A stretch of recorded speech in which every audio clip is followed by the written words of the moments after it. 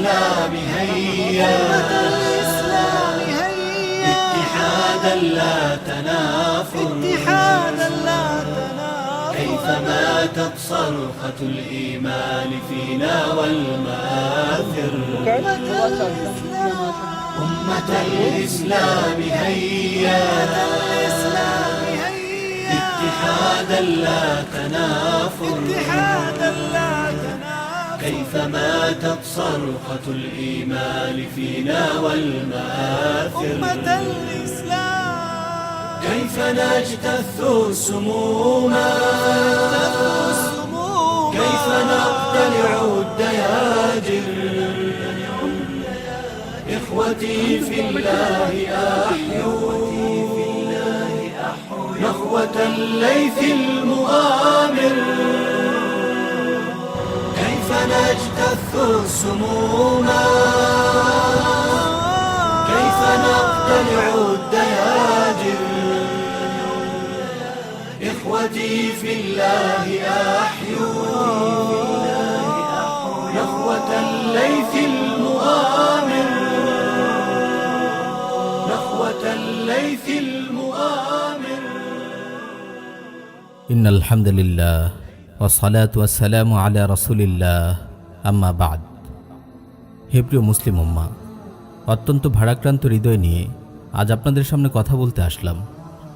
আজ আমি নির্দিষ্ট কোনো বিষয় নিয়ে তাত্ত্বিক আলোচনা করতে আসিনি।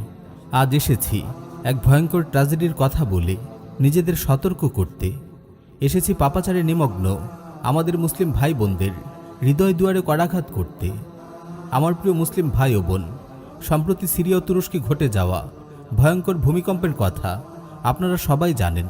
মিডিয়ার কল্যাণে আপনারা দেখেছেন ভূমিকম্পে বিধ্বস্ত ঘরবাড়ির ছবি, দেখেছেন জীবন মৃত্যুর সন্ধিক্ষণে আহত পড়ে থাকা মানুষগুলোর করুণ আহাজারি।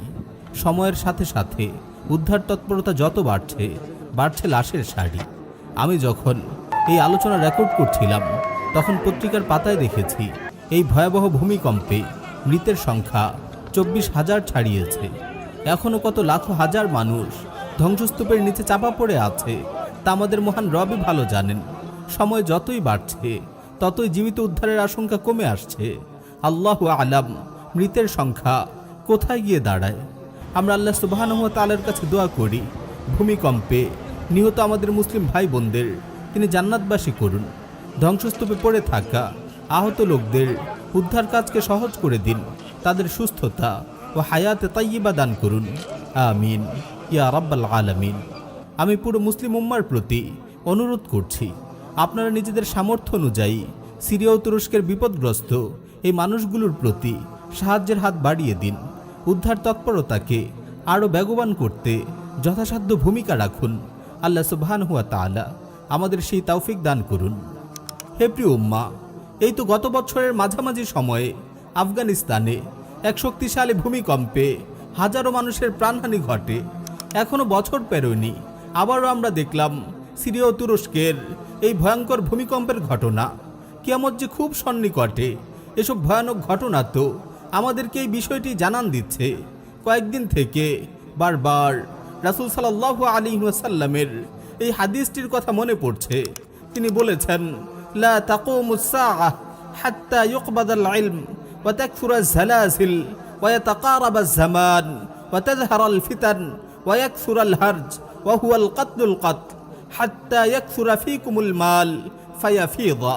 কিয়ামত কায়েম হবে না যে পর্যন্ত না ইলম উঠিয়ে নেওয়া হবে, অধিক পরিমাণে ভূমিকম্প হবে, সময় সংকুচিত হয়ে আসবে, ফিতনা প্রকাশ পাবে এবং হারজ বৃদ্ধি পাবে। হারজ হলো হত্যাযজ্ঞ। আর তোমাদের ধন সম্পদ এত বৃদ্ধি পাবে যে উপচে পড়বে। আমার প্রিয় মুসলিম ভাই ও বোন, একের পর এক বিশ্বের বিভিন্ন প্রান্তে কত দুর্ঘটনার শিকার হয়ে মানুষ ব্যাপকভাবে মৃত্যুবরণ করছে। প্রতিনিয়ত কত মর্মান্তিক মৃত্যু সংবাদ আমাদের কানে আসছে। আলোচিত এমন বিপদ সংবাদ নিয়ে সবাই সাময়িক কিছু আফসোস প্রকাশ করে, সোশ্যাল মিডিয়ায় তা শেয়ার করে সমবেদনা জানায়। এরপর সবাই আবার মশগুল হয়ে পড়ে জীবন উপভোগের মাঝে, ভুলে যায় সব ট্র্যাজেডি আর ভয়ঙ্কর দুর্যোগের কথা। এমন মুসিবত দেখেও অনেকেই শিক্ষা গ্রহণ করে না। নিজের উপরও যে হঠাৎ এমন কোনো ভয়ানক বিপদ আসতে পারে এ নিয়ে তেমন কেউ ভাবে না। এজন্যই দেখা যায় এমন সব ভয়ঙ্কর দুর্যোগ বা আযাব প্রত্যক্ষ করার পরও পৃথিবীর মানুষগুলো আবারও সেই পাপাচারে ডুবে থাকে। অশ্লীল রঙ্গমঞ্চ আর মদের আসরগুলো আগের মতোই জমজমাট থাকে। পার্ক, হোটেল, নাইট ক্লাব, গুনাহের এমন সব স্পটে দিনরাত চলে জেনাবে বিচার, বন্ধ হয় না দুশ্চরিত্রা নারীদের নগ্নতা আর বেহায়াপনা। নাটক, সিনেমা, গান বাজনা আর পর্নোগ্রাফিতে বুঁদ হয়ে থাকে আমাদের তরুণ সমাজ। কিন্তু উচিত তো ছিল এমন প্রলয়ঙ্কারী দুর্যোগ বা আযাব দেখে সবাই সতর্ক হবে, গোপন প্রকাশ্য সব পাপ কাজ ছেড়ে দেবে, আল্লাহর কাছে ক্ষমা প্রার্থনা করবে, তাওবা করে দ্বীনের পথে নতুন করে আবার জীবন শুরু করবে। আল্লাহ সুবহানাহু ওয়া তাআলা তো এজন্যই পবিত্র কোরআনে আমাদের সতর্ক করে বলেছেন, ওয়ালানুযীকান্নাহুম মিনাল আযাবিল আদনা দুনাল আযাবিল আকবার লাআল্লাহুম ইয়ারজিউন। আর অবশ্যই আমি তাদেরকে গুরুতর আযাবের পূর্বে লঘু আযাব আস্বাদন করাবো যাতে তারা ফিরে আসে। হ্যাঁ, আখিরাতের গুরুতর আযাবের আগে দুনিয়ার এসব লঘু আযাব তো আমাদেরকে আল্লাহর পথে ফিরে আসার সতর্ক বার্তা দিচ্ছে। কিন্তু আমাদের অবস্থা কি বরাবরই আগের মতো নয়?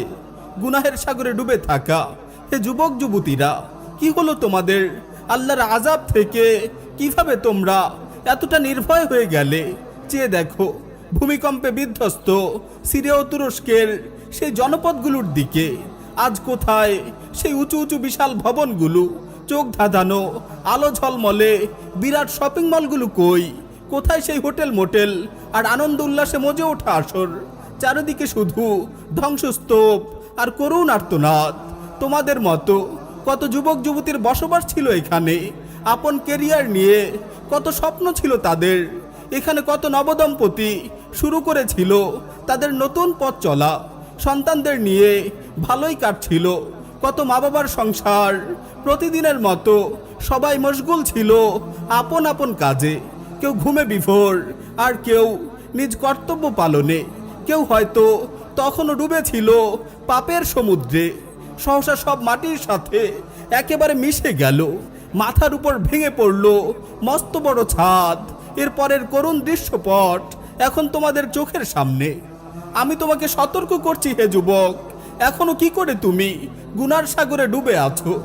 আমি তোমাকে সতর্ক করছি হে বোন, এখনো কি করে তুমি পাপাচারে নিমগ্ন হয়ে আছো? এখনো কি করে তোমার সময় কাটে গান বাজনায় বিভোর থেকে? এখনো কি করে তোমার রাত কাটে অশ্লীল মুভি দেখে? তোমার কি ভয় হয় না এমন কঠিন মন্দ পরিণতির?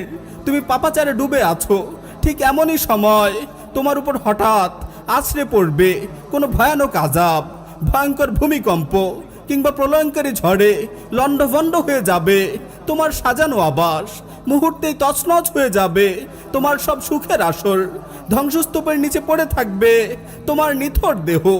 প্রাণ বেঁচে থাকলেও ধ্বংসস্তূপ থেকে মুক্তির আর্তনাদে তোমার গলা শুকিয়ে যাবে। চারিদিকে শুনবে শুধু কান্নার আওয়াজ। ছোট্ট শিশু থেকে বৃদ্ধ নারী পুরুষ সবার কণ্ঠেই সাহায্যের আকুতি। এমন মহামুসিবতে কত প্রহর কেটে যাবে। উদ্ধার কর্মী তোমার কাছে পৌঁছার আগেই হয়তো বেরিয়ে যাবে তোমার প্রাণবায়ু।